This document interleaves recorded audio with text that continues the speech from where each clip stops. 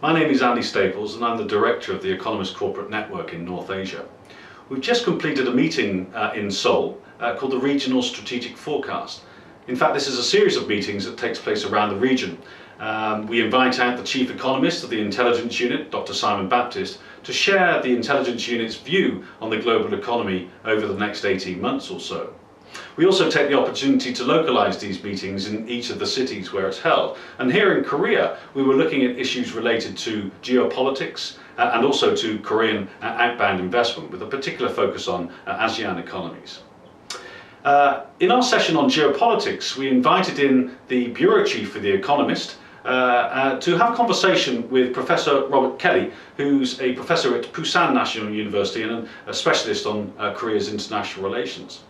This was a wide-ranging discussion, taking in relations with China, with Japan, with the United States, and elsewhere within the region.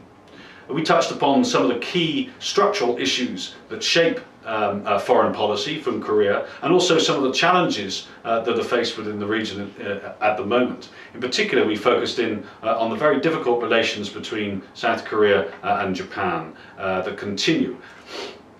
Our second panel focused much more on Korean outbound foreign direct investment. In recent years, Korean investment has been increasing within the region, and this is in fact part of government policy. One reason for this is the need to rebalance the economy away from such a dependence on exports and towards a much more integrated role with regional economies, where we do see much higher growth potential.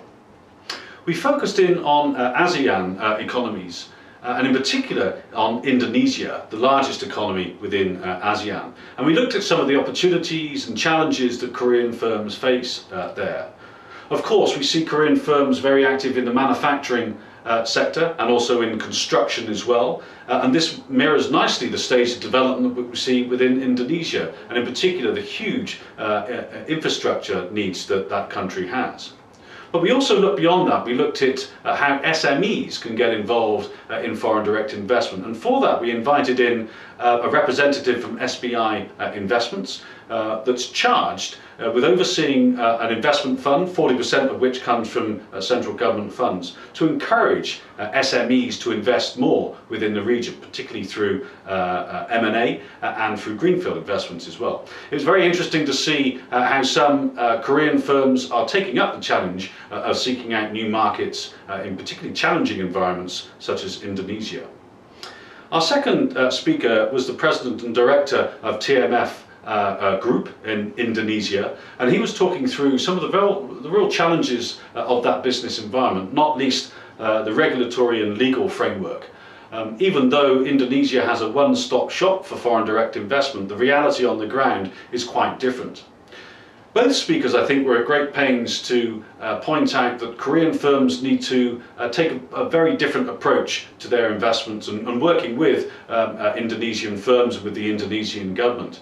In particular, the Korean preference for pali-pali, or getting things done very quickly, needs to be re-evaluated in a very different cultural and societal setting. And this extends to dealing with Indonesian employees as well. At the same time, both speakers were very optimistic and confident that there are fantastic opportunities there for Korean firms. Well, that's just a brief summary of our meeting, and you can find further details and content on the web app. I look forward to seeing you again. Thank you.